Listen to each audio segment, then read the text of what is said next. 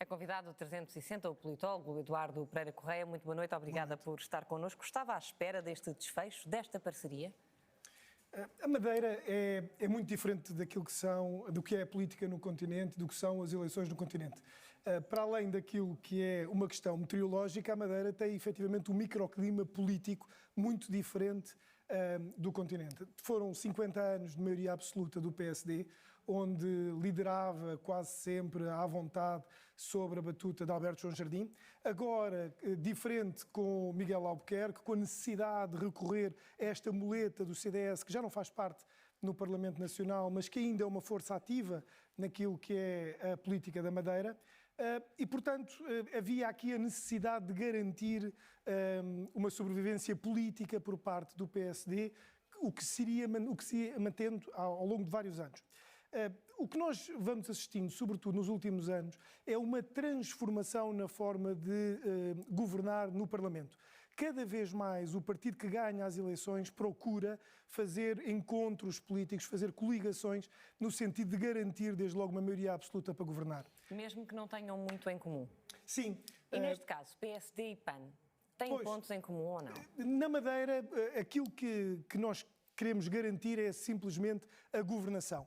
E é muito fácil garantir a governação com um partido pequeno, com um deputado. A negociação não é complexa. Repare, os programas não são antagónicos, o PAN não tem um programa antagónico ao PSD e ao CDS, obviamente que não fazem parte da mesma família política, mas acaba por ser um complemento no sentido de garantir a sobrevivência política do PSD na região autónoma da Madeira. Não seria... que força terá o partido, o PAN, e que influência terá na governação? Muito pouca. Nós vimos isso nos últimos governos do século XX em Portugal, sobretudo do governo de António Guterres. Nós assistimos exatamente a esta governação que fica dependente de um partido e que fica dependente muitas vezes de um deputado. Este deputado acaba por ter uma força muito pequena. Ainda assim, consegue-se pôr em bicos dos pés politicamente.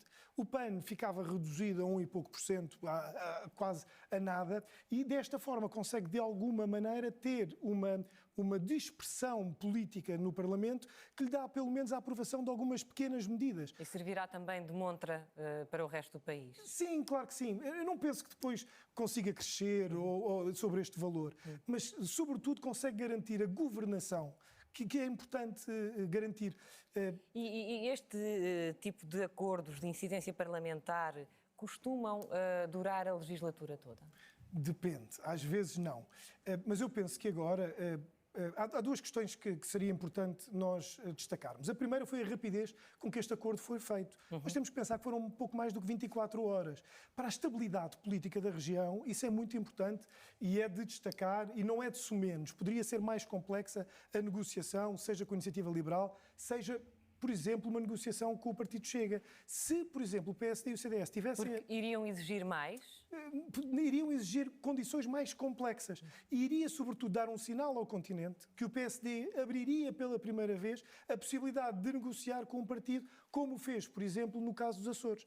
E, portanto, não era algo que nós estivéssemos a esperar e era algo que esta liderança do PSD queria deixar bastante claro, que era, nós não precisamos do Chega e tentaremos fazer sempre o governo, governar sem o Chega como muleta. Mas é uma traição à direita, como dizia André Ventura? Não, obviamente que não. Aliás, André Ventura comporta-se como uma criança na sala e, portanto, os partidos responsáveis e um partido responsável, principal partido da oposição no continente, como o PSD, obviamente que não pode estar constantemente a ceder ao Chega e àquilo que são as suas medidas. Para além disso, eu gostaria de destacar outra questão, que é António Costa. António Costa é primeiro-ministro, António Costa pôs-se completamente à parte, fez-se de morto nesta eleição, desresponsabilizou-se daquilo que foi o resultado do Partido Socialista, que foi efetivamente o grande derrotado destas eleições na Madeira, e até ao momento ainda não ouvimos uma palavra sobre este encontro pelo menos de partidos e esta maioria que se está a formar. Considera que seria importante? Seria bastante importante o Primeiro-Ministro ter uma palavra sobre as eleições da principal região autónoma do país. Voltando um pouco atrás e em relação a esse afastamento do Chega, que foi também ele feito por Luís Montenegro na noite eleitoral, como na Madeira, tal como na Madeira, tal como no país. Acredita que foi importante para o PSD fazer esse distanciamento da forma que fez? Eu penso que sim, por uma razão. Se bem que disse, não governamos com o Chega porque não precisamos, não é? Exatamente. Sim, aliás, é muito interessante ver esse jogo político que Miguel Albuquerque fez, dizendo que não iria governar sem maioria absoluta, e depois a interpretação que ele fez, dizer, não, o que eu queria dizer era que eu não iria governar sem maioria absoluta, uma maioria absoluta governamental. E, portanto, aí foi uma cambalhota política que ele fez, todos compreendemos e aceitamos com base naquilo que é a estabilidade da região autónoma, a estabilidade política da região autónoma. No caso do Chega, é mais complexo. A liderança do PSD nacional pretende aqui dar um sinal de que, efetivamente, não devemos fazer coligações com o Chega. E porquê? Porque ambos competem dentro da mesma área política. E, portanto, se o PSD começar a querer fazer coligações com o Chega e tentar ser governo a qualquer custo, nomeadamente com o Chega, o que vai acontecer é que vai perder votos para o Chega.